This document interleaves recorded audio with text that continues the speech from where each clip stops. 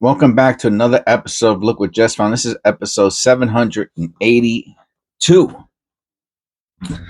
And if you're new to the channel, welcome. On this channel, I penny roll hunt a penny roll a day. And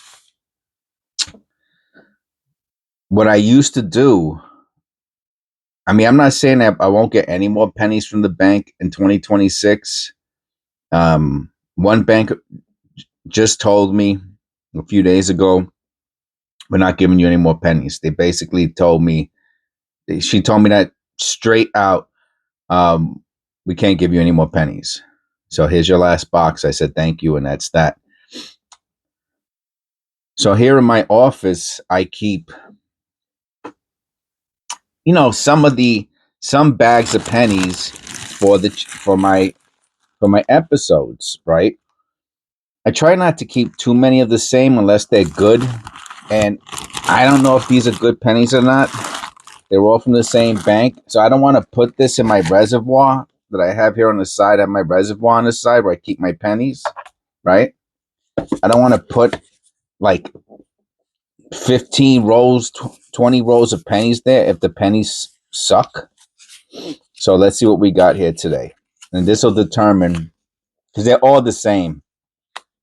They're probably all from the same person.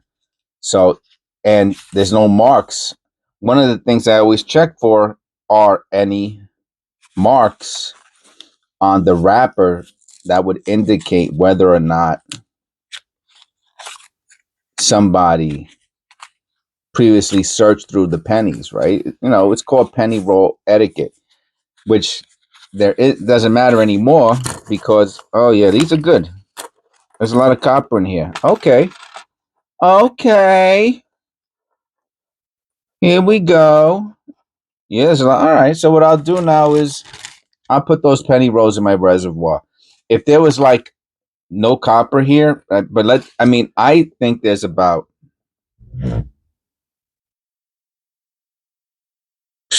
honestly, I think there's about 10 copper pennies in here. So that's a very strong indicator that the penny roll is not searched through. And our first penny is a copper penny, extra fine condition, 1974. So that was a long introduction and discussion about what I've been doing for the past couple years in regards to going to the bank. Here's a shiny. That my shiny shield scents are a new tube that I started several months ago. Those go to the side. Like this coin is not a shiny, and it's also not a wide AM. So a wide AM is a lesser known variety. It's an era he goes to 2000, also not a wide AM. No other lesser known varieties. 2016, I will not put this into my shinies because of the damage. Otherwise, it would have been with my shinies.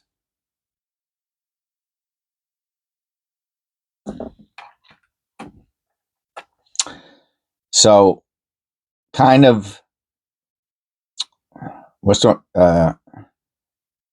analyzing the bags, the boxes that the penny rolls come in is one thing, right? For example, a good example of this would be you buy a box of pennies off of eBay, right? It's sealed.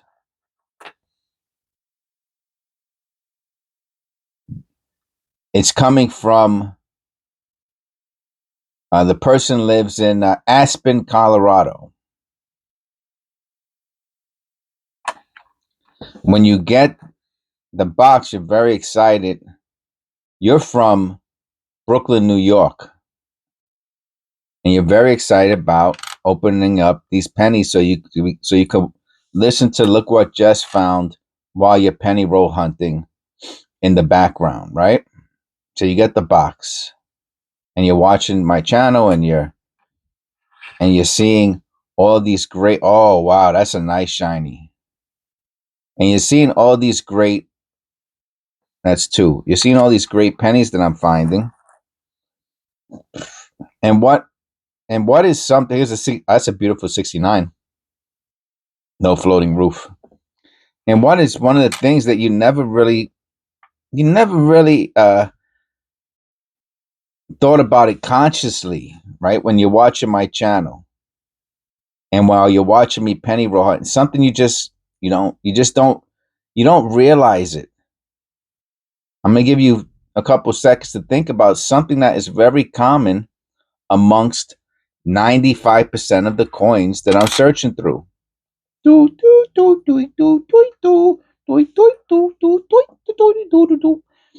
that is that they're all Philadelphias.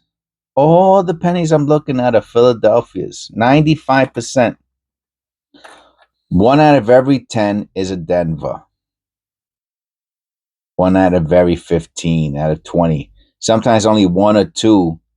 It's a little too damaged for me to put in with the shinies. Too much, a little too much. A little bit. I could still put it in there, but I'm not. They're all Philadelphias, man. And there's a certain je ne sais what about Philadelphia slash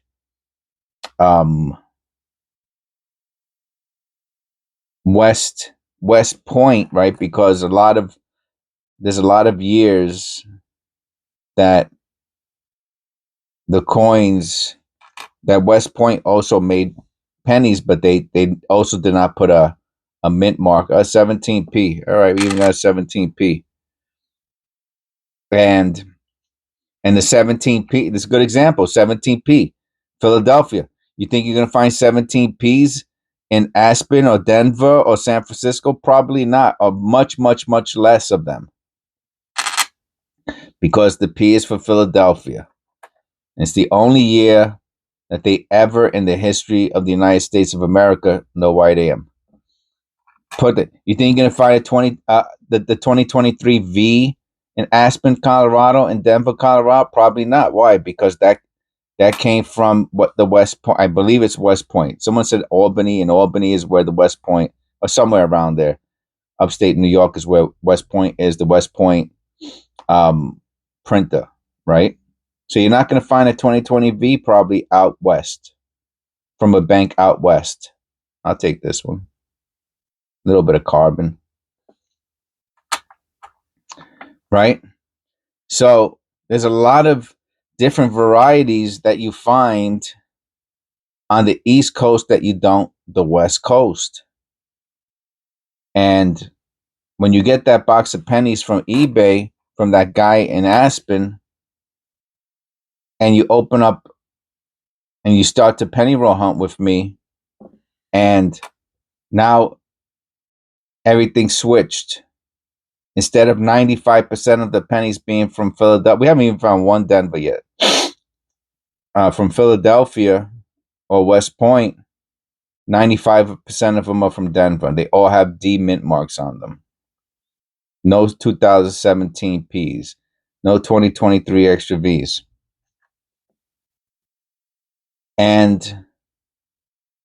But you'll find a lot of mint marks. Now there's an extra step you have to take almost on every single penny, and that's to see if there's a repunch mint mark. And again, repunch mint marks are for what year? 1989 and older. But it changes things. Now, what does that tell you about the rest of the rest of the penny rolls in that whole box? They probably also have a lot of D mint marks on them.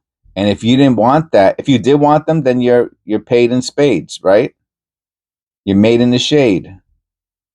You got what you wanted. But if you don't want to search 50 penny rolls that are 95% Denver mint mark on it, you're going to be a little upset. And that's because you didn't know, right? You didn't know. You don't know what you don't know. And you haven't been watching my videos. In my videos, I talk about these things. I talk about, knowing how whether or not it was a nice, really, really nice 1968, about knowing whether or not coin rolls have been searched through, where they're coming from, and analyzing things like that. The older rappers, right, versus the bank rappers.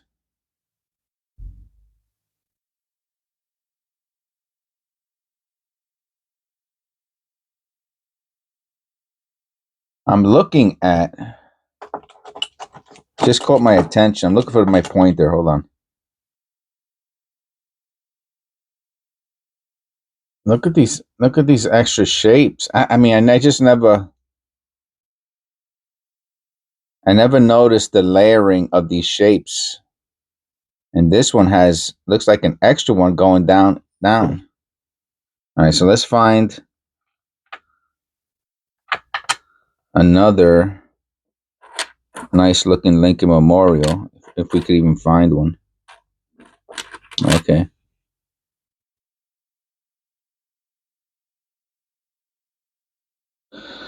It's a little dirty. How about this one?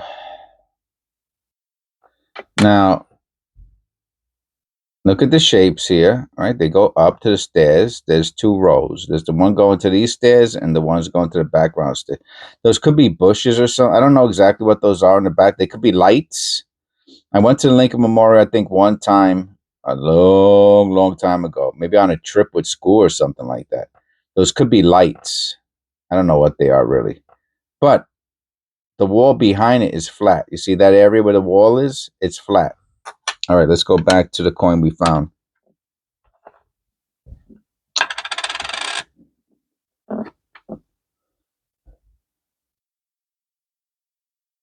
It's not.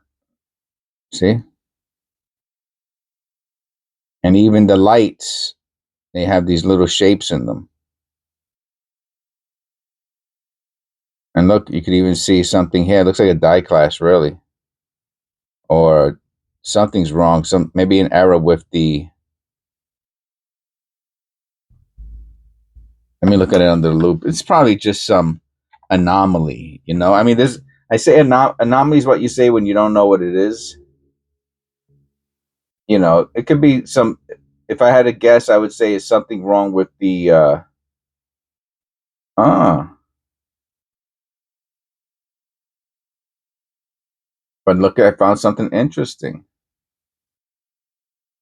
I found some separation on the I and United.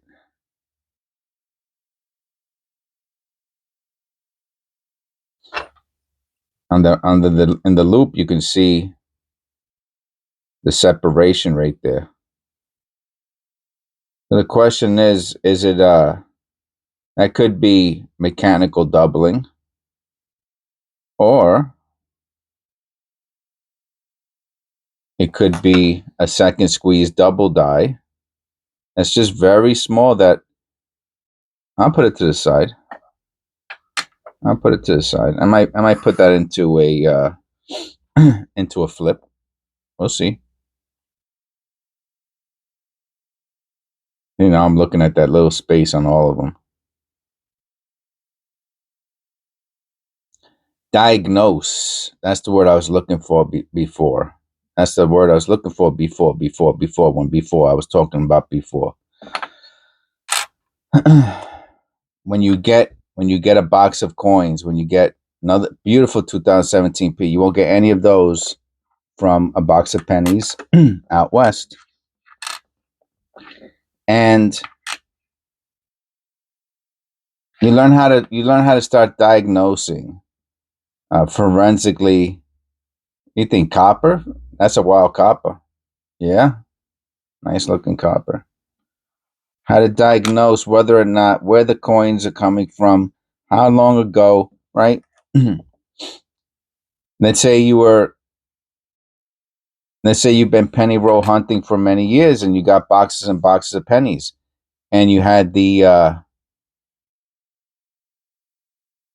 smarts to write down when that's copper penny number 8, by the way.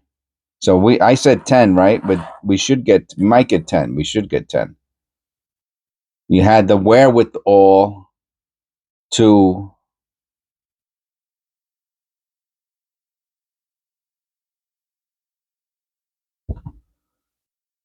write down the year, the date, and the location of where the pennies came from, right? They'll start to give you an idea about what's going on. Maybe even in the jurisdiction, in the area that you got. Oh, we got a weed scent too. Yo, we got a weed scent. We got a weed scent. We got a weedy. And I will take a picture of the reverse of the wheat scent for the thumbnail. Right. No one will know what year it is. You have to watch the whole video. All right, man. I knew this was a good penny roll hunt, man. I knew it. 92. It would be great if this was the 1992 close AM. It's an expensive, lesser known variety. And here goes copper penny number 10. Copper penny number 10.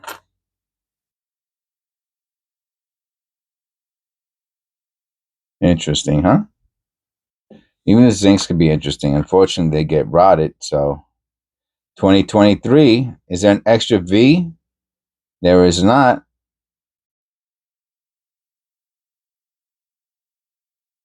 But it looks pretty good, though. Still nice. Oh, I put the 2023s. I saved them in a separate place. I forgot about that. Just remembered.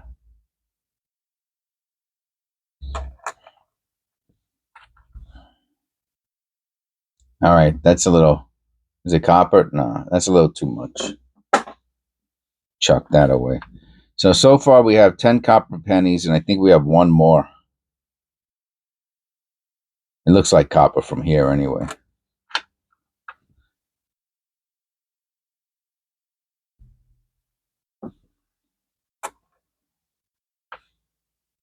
And it is. And that's 11 copper pennies.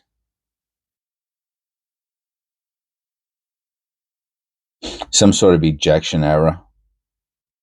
And it's only on one side. So the penny was probably face down, and something was trying to get it out of a machine. And you see all the other little marks. It's probably stuck there for a while. That's 11. Do we have two dirties?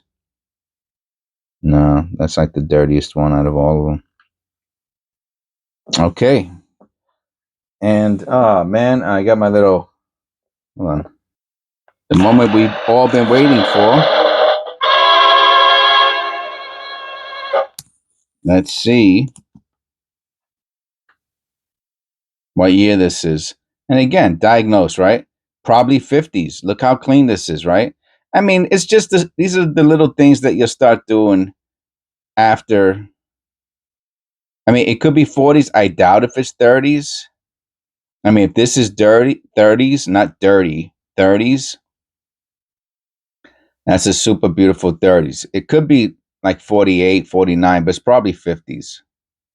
Wowzers, a 45. That is a wonderful. And not only Denver, ain't that something? Only Denver is on the wheat scent. That's hilarious. Hilario.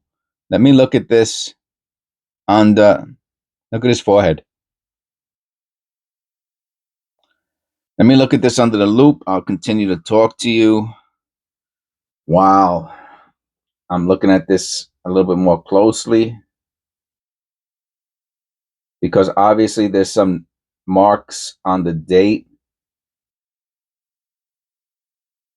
It's the date is very thick. And again, it's probably deteriorated dye, not a double dye. But you still have to investigate, diagnose, analyze your coin. And these other channels, they're saying, I'll be right back in 5 seconds. Let me look through this box. They're not searching through the coins. I mean, this date is really, really interesting. I have to say it. It's not a. It's not. If it is a double die, it's a lesser known variety. I'll go in a little closer for you. Put on the light. Maybe that'll help. Can't keep the light on all the time. It'll kill the battery. I mean, the coin's in extra fine condition. If there is, it would have to be a really wild looking. And look at all the notching and possible extra thickness on the date. If it is there, it's not probably not very valuable. I'll check copper coins very quickly. 1945. You go to 19. I have saved the date page of copper coins, and you click on 1945. You go to 1945D, right? Because it's in Denver. And I'm telling you, man, that looks like it's like this could be one of them, and I'll show you right now. Oh, I had the light on. All right, and this looks like a little bit what the hours looks like. And what's it worth in very fine, extra fine condition? $3-4. That's it. I mean, $3-4 for a penny you found is something. See, $3-4. $3-4. We can look at the eyelid, and it has four pages.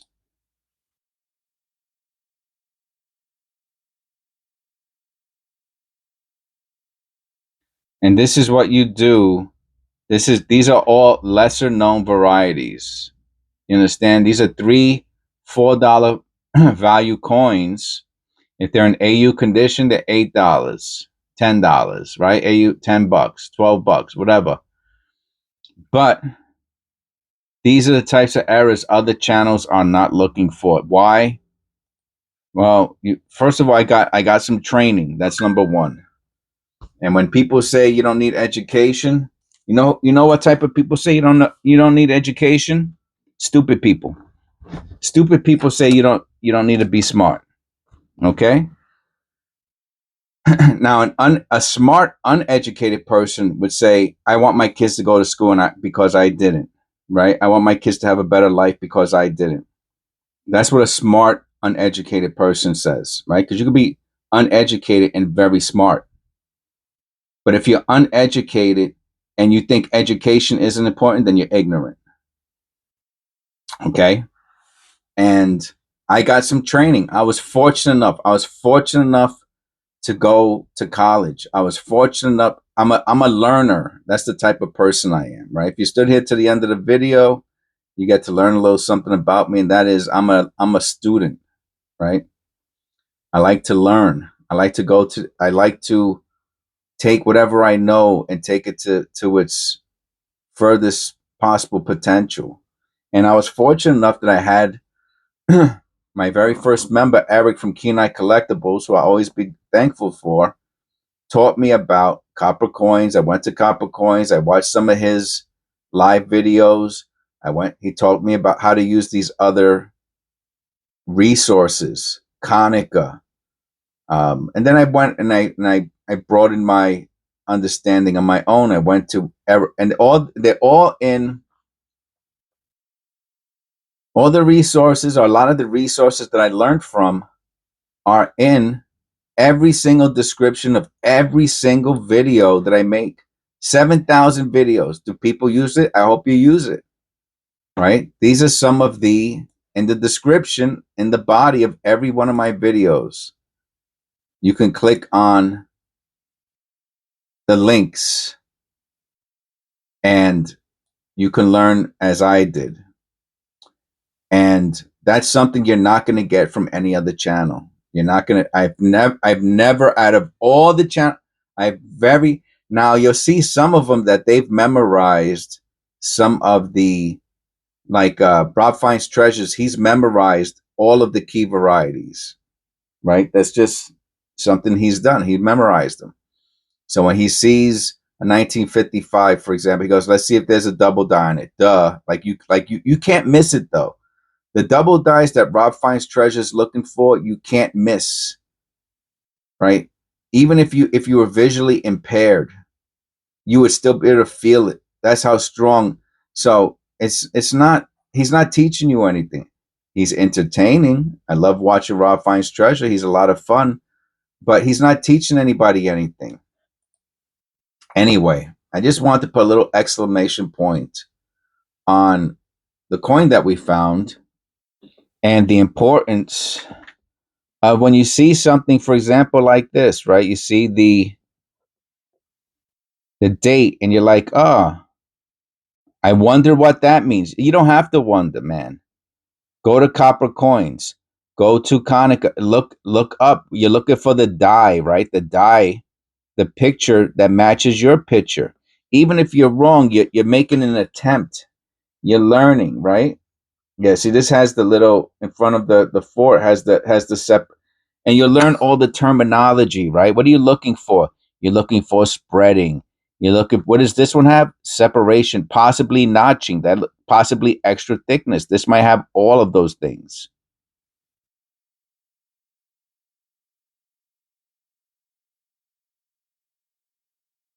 Oh, it looks like it even has a little bit of a cud, a little tiny cud next to it.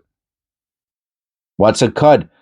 CUD. Look it up. Go to EverRef. If you don't know what a cud is, go to everref.com. Click on one of my links. Type it into the search bar. CUD.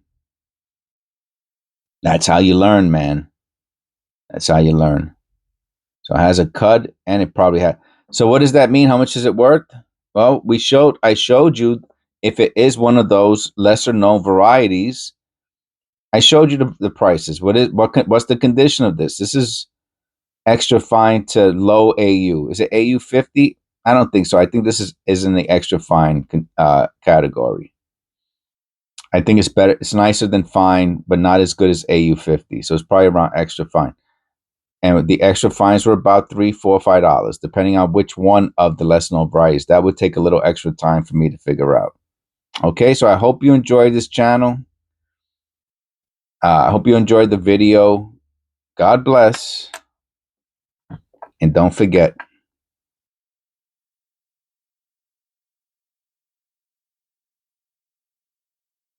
And I'll see you in the next one.